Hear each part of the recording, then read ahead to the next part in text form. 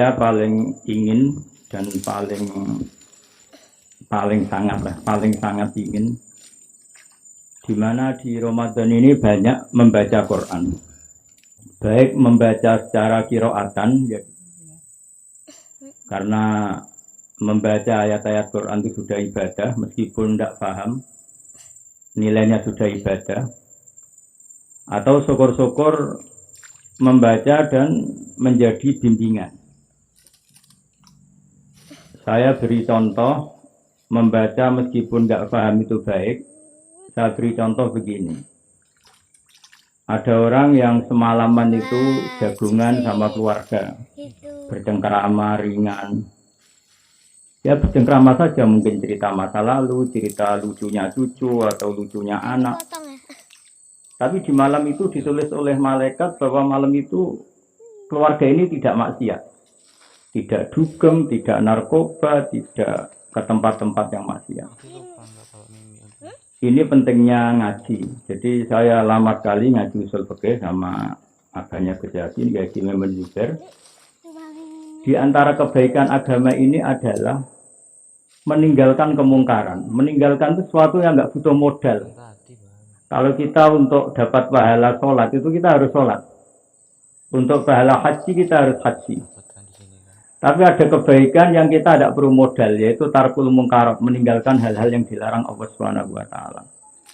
Jadi barokahnya kita bercengkrama dengan keluarga, asik. Kalau dalam bahasa santri ya santri gayung, guyon-guyon sama teman, sama tetangga.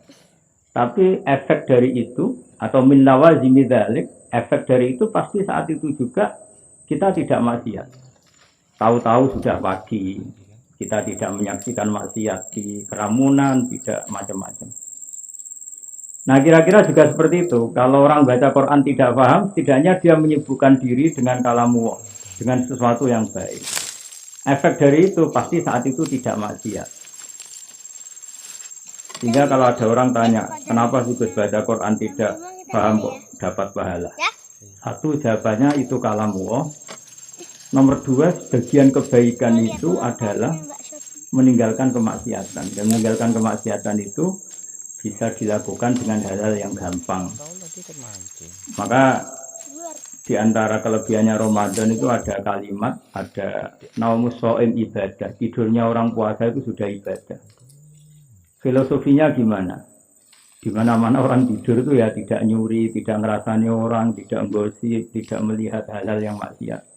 Jadi tidur punya nilai positif, tarkul mungkarat. Saat tidur Anda berarti meninggalkan semua keburukan.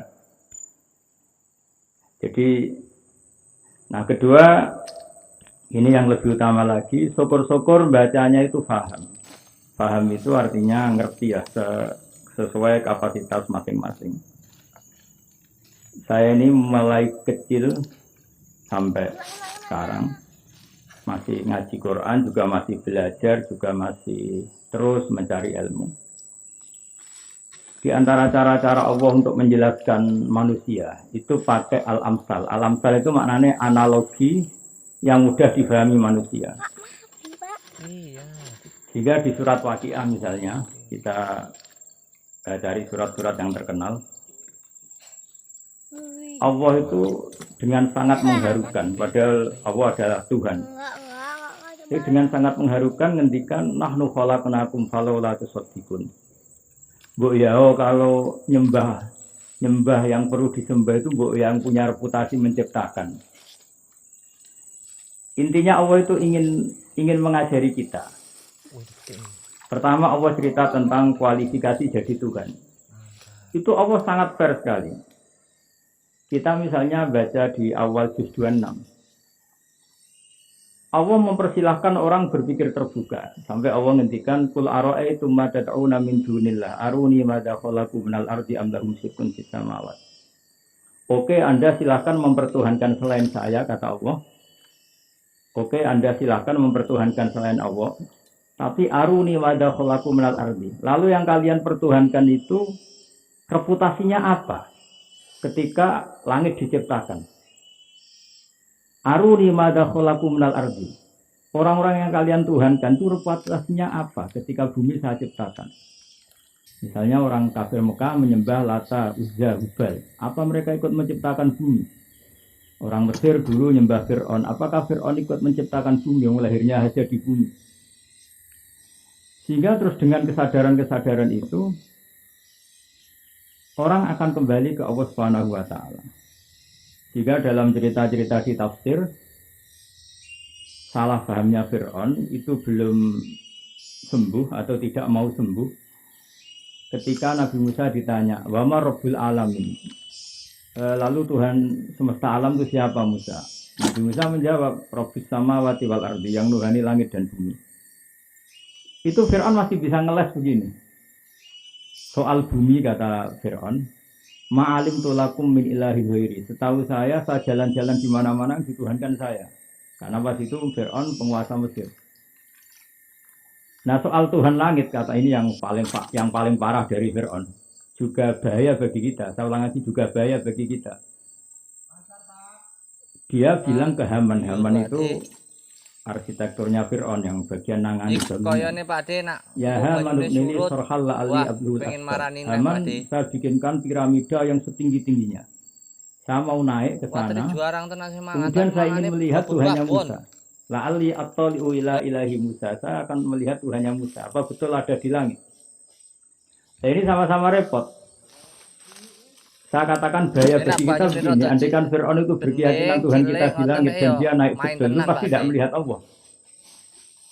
Kita yang Muslim saja tidak bisa melihat Allah, apalagi Fir'aun. Dan kalau tidak melihat, dia akan berpikiran Tuhan itu tidak ada. Ini kan repot. Padahal dia bikin piramida itu supaya melihat Tuhannya Musa, sementara Fir'aun tidak akan mungkin melihat Tuhan.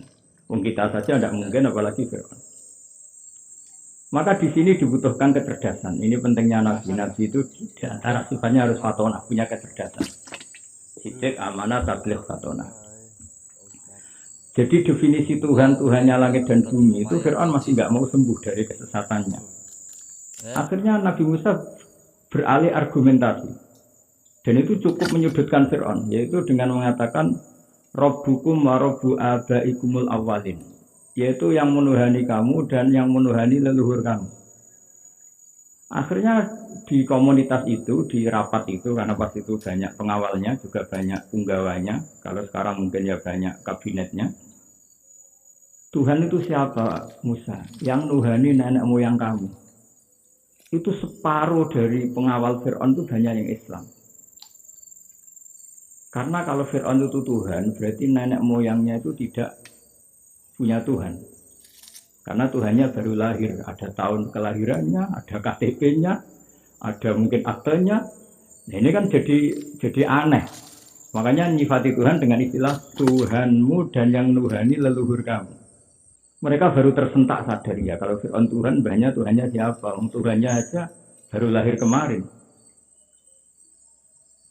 Nah itu termasuk argumentasi yang mematahkan keangkuhan Fir'aun mengaku sebagai Tuhan.